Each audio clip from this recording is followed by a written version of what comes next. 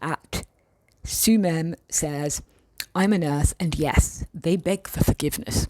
Those spirits visit them at night and give them hell. I see them, hear them. If you are attentive, you can too. I want to comment to everything, but I can't. It's too much. And I was like, you know what? The best way would be just to come online, just to do a video where I'm actually doing like video comments, almost like a TikTok, so that I can actually like connect with you guys and that you can actually see that there's a person behind the video. Okie dokie at Sumem says, I'm a nurse, and yes, they beg for forgiveness. Those spirits visit them at night and give them hell. I was a night shift nurse for a long time. They get no rest. Okay, I'm on break for a while, and the nursing homes and hospitals are haunted as hell with unrested spirits. They don't bother me. I see them, hear them. If you are attentive, you can too. Guys, I believe, I know. I'm like, just keep dropping the stories below. It's absolutely fascinating. Oh my God, what's this?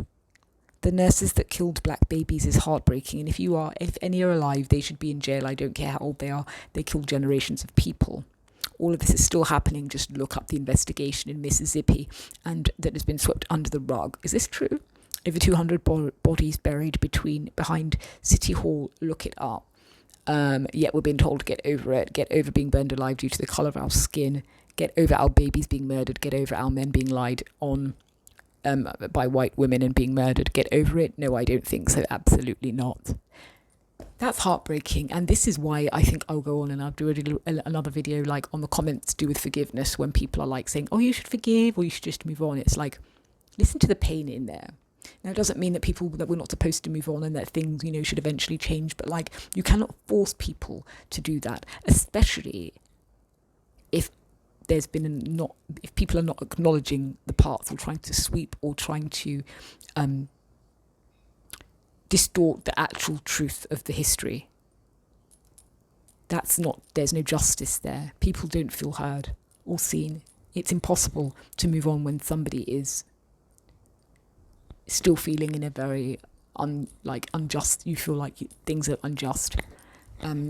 So I do understand that kind of energy and that kind of feeling 100%, and I don't think you should be shamed for it.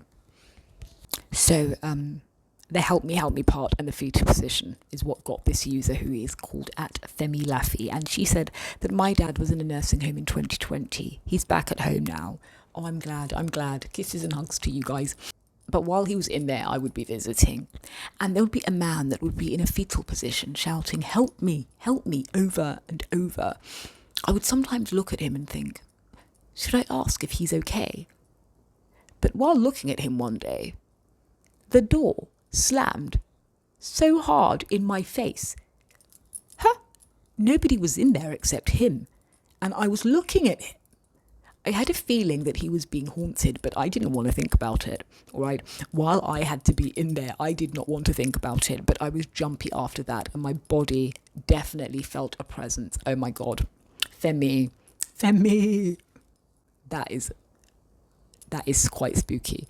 It is quite spooky. When you can when you feel, if you know what that feels like. It's very specific. It's very specific when you feel a presence, One commenter writes, I have received similar confessions when I did my residency in North Carolina. And a reply to that was, North Carolina is a portal. We are a different breed of people. American mutt, and damn proud of it. Girl, tell me about these portals. Why is North Carolina a portal? Please, people, tell me. Now, I know that there are different places in the world that actually have the energetics, the energy of the place based on the ley lines of the land, the energy of the land, and the actual things that have happened on that land. They amp it up, okay, and it does create portals can be created in this manner. But I'm curious as to, is that why North Carolina is a portal? I really want to know. Leave it in the comments below. It's like the energy that you feel, like, obviously I'm from England. If you go to the West Country, which I love, Cornwall, Devon, Glastonbury area, there's a definite energy there. That's where Avalon is supposed to be, and the Camelot and all of that type thing. There's definitely an energy of other there, and it's beautiful and intriguing. We have a weird one here, double dipper, so to speak.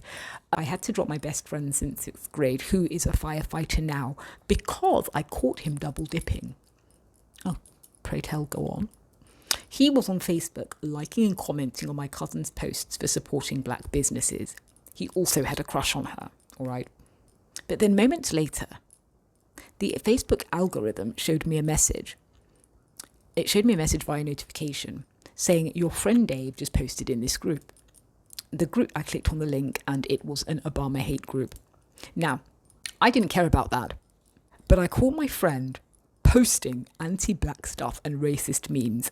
I screenshotted it. I screenshot what he posted, sent it to him to let him know that I saw it, and he called immediately, but I declined and blocked him.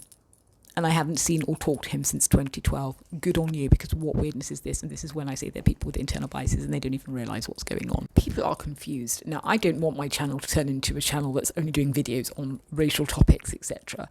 That's not the premise of my channel. But, when videos come up, we must comment. And so many people most definitely seem to be, they have internal biases that they don't even realise that they've got. Right? Some people don't even realise that they have internal biases or prejudices or specific ways of thinking. And people trying to find their own identities end up in all sorts of nonsense as well. So reading something like this, that's like really crap. Really. Like he fancied his best friend's cousin. But yet he's on Facebook posting anti-black things like, And to the people who, when I did a video before that, and like I said, I'm not a race channel, but like I was saying that there are some people and they don't realise, right? And that you can marry somebody who is racist. And people are like, how can that happen? Or how can somebody be prejudiced and marry you? It can happen based on internal biases and things like that. And I think this is the sort of situation that we're talking about. Crazy. So many comments actually came up in regards to firefighters and fire. No, I'm not surprised, because that video had a huge impact on myself. Like, it was quite shocking. Whether people think you should have known that, but like it doesn't mean it's any less shocking. But there were quite a few comments that came in that were giving extra information on these sorts of things. So at Yolanda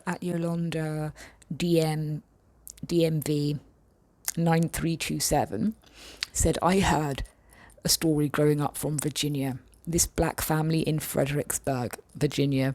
This black family's in Fredericksburg's Virginia's house caught fire in the 1970s. The kids were banging and screaming at the door. Their response was, if we open the door, large flames will burst on us. At the funeral, there were several caskets lined up behind each other. Very sad. I just don't know what to say. Somebody else also commented on here about a case that happened, I think, in 2022, and it's still ongoing, about a couple of boys that perished in a fire in a house, and the firefighters had said that they had gone through all of the rooms, and it was very clear. It was clear, but clearly it wasn't. And I think that investigation is still ongoing. 2 little black boys. Heartbreak. I do wonder, like, in some of those situations, obviously, like in the story, there was a racial element to it, and I wonder as well in these stories, as well as there being maybe a racial element, like, just what about, like, how much of just a negligent attitude is happening as well? I'm wondering. Do you guys think that there's negligence, or do you think it's always racially motivated? In those situations, I don't necessarily think maybe everything in these sorts of fireman situations, but I don't know. But a hell of a lot of stories seem to be coming in that seem to be indicating otherwise. It's just so sad. And this one is by, oh my God, it's one of those long usernames, so I'm just going to say user da-da-da-da-da-da-da. All right. There was an old lady at a nursing home who was a racist. When she was dying, she was always screaming, talking about how she saw dark creatures trying to get her, crawling on her bedroom walls. So one day she was taken out to the hospital. We cleaned her room and noticed that she had written the words, "Help me," on her bed sheets. Later, I found out that she died that day. Spooky. So many of these stories, so many. You know what it reminds me of when they say these sorts of dark figures? Who remembers watching Ghost? Remember Ghost, of the way that it happened when the beings used to come and take them away? It kind of gives me that energy, you know. Okay, let's move on to another we have here. Okay, this is a really interesting comment. I can't see who wrote it because I took the screenshot very weirdly, but hi, just watching. And I know that what you say is truth. I am white and I'm also a nurse. My best friend is black and my supervisor. And we had these chats as she was constantly targeted by the CCM over the most stupid things to humiliate her. I was dropping her home as I do, and she was so down and angry. And she had every reason to feel all of this frustration. I told her that the one thing that the devil loves to play is a racist card, and though I am white, I suffer that same abuse and mistrust from patients, because as soon as I open my mouth, they hear my accent. I am Polish. So it takes double the effort to make through and make them know that we are there to help. And so a majority of these posh patients are often left with no choice but to rely on us, which we do with no problem. It's like teaching them by being there as only support. Yara's stripping the nasty pride and privilege they were accustomed to in their blinded life. I think that says. One thing I will add that was freaky is one patient who was connected to the royal family always donated cash she never had to work for, all right? This is the woman's words, but she said she was just born to these sickos, all right? And she said, well, when she was fading away, I went into her room, and this was 2 days before she passed, and I said to her, this is your chance to confess to Yeshua, Jesus. So I asked her if she had any, to confess, to make it a clean start. Do you know what? From her bed, she almost sat up and laughed at me, saying, who is Jesus?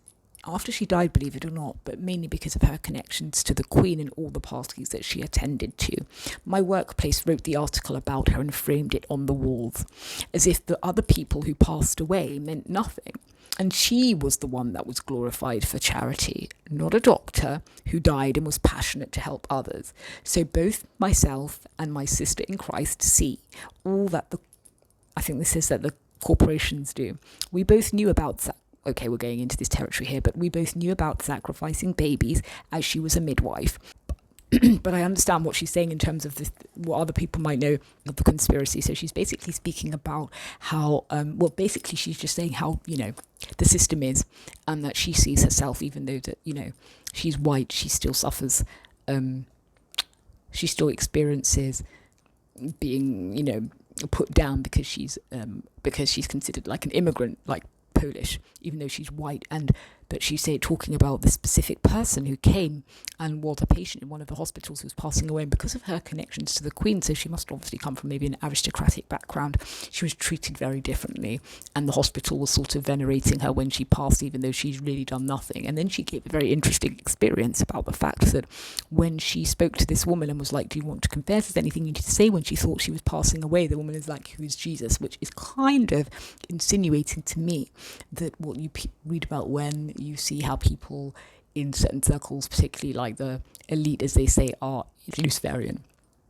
They don't really follow Christianity in that way, and that's kind of what she was indicating. Like she said, she sat up laughing, being like, who is Jesus? So that brings an interesting spin on it. I am so curious as to know who this person is. I'm like, who?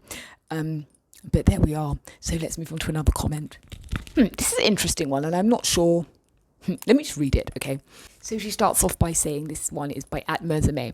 When I was a kid, I would catch, kill, and skin a fish. I just blocked off that part of me that connected to life, recognizing life consciousness, okay? And therefore, empathy could be negated. I thought I was tough, and that was just what was required. I was destined to have spiritual awakenings, though, and I'm so glad that I did. The fish is not so different from us. It thinks, it feels, it experiences. It has a first-person relationship with its own life, which it highly values, and even if it doesn't, do taxes. And when it's dead, that life is gone, and that fish matters to its environment. So I think the us and them mentality is something that occurs the same way between people as it does between people and other life forms. Something as inconsequential as skin color, language, a different belief system, even different clothing or different food can make somebody being trained in how to feel, think and behave and draw a line between their own humanity and that of another. And I have to say, I do agree. I do. If you look at it like that, it makes sense. And if you go back as well, like to, I mean, you know, like when they used to say things when they tried to make race a science and say that black people were not the same species as white people and that we were different. It's so much easier to, if you can dehumanize somebody and think you're not even the same as us, it's so much easier to think that their life has little value. The same way that some people, like this woman said, sees animals. You might recognize that they're living and that their life, but you're like, but they're not the same as us. So, that ain't the right way to go at all. What pushes a person to confess like that before they die? This addition is amazing. Thank you. I'm glad that you saw the value in the video, even though it's kind of harrowing. And this was at Cabia Victoria. For me personally, I think these people in these videos confess because they are scared. They don't want to F around and find out. They don't want to go to hell, basically. Because of people, I'm imagining a lot of these people in this video are religious. And even if they're not religious, I think people, when they think that they know they're about to die, they do sort of have I swear to God, I'm probably even atheist. I don't know this for a fact, but I'm sure there are moments when they're like, what if there is a God? What if there is heaven and hell? Ugh. I don't want to have to go to like the bad place, air quotes, because I did it. And I think all of that makes people think, whoa, and they want to now. They're trying to make sure, hedge their bets, in my opinion. And so I basically think that it's fear. It's fear of the unknown, fear of death, fear of panic. And I think that knowing that death is imminent, and they're like, they don't want to F around and find out, and I think that's what causes them to confess. I do. But also in some of these situations, is they're seeing, air quote, spirits in the room, which is absolutely frightening. When you just start talking, like when you're so scared, you're like, I want this to stop, and I'm going to say anything to stop it. And so they think, if I say this and confess, it's a kind of like, oh, like, you weren't going to get me. That's what it feels like. I think a lot of them are, because it was in that sort of state. They're like, get off me, if you know what I mean. So it's fear and not wanting to find out. I think that's why a lot of these stories, why that happened. So that's what I think. I think fear and panic. Because a lot of the stories are like the people they're seeing supernatural things, whether they think that they're hallucinating or not. So imagine seeing that in the room, the fear, because these people as well, they might not even have believed in that kind of thing, and now it's all becoming very real. And maybe in their minds as well, they are actually thinking about, oh my God, this is the end. Like, what have I done? When you start to think over your life. But some of them were not lucid. Maybe they had dementia, but quite a few of the stories that we spoke about, they were lucid. They knew. I just think they didn't want to F around and find out. And they were scared of being dragged to hell or dragged to wherever. But it looks like they had to go. So I'm going to leave it there. So maybe I'll do another one. If you guys liked me reading the comments, let me know. And I may do another one, read some more comments. But until next time, take care, guys. Don't forget to like, share and subscribe. And let me know what other type of topics that you are interested in. And I can see whether that fits into my genre of liking things too. But like what I like. But let me know. But until next time. Bye.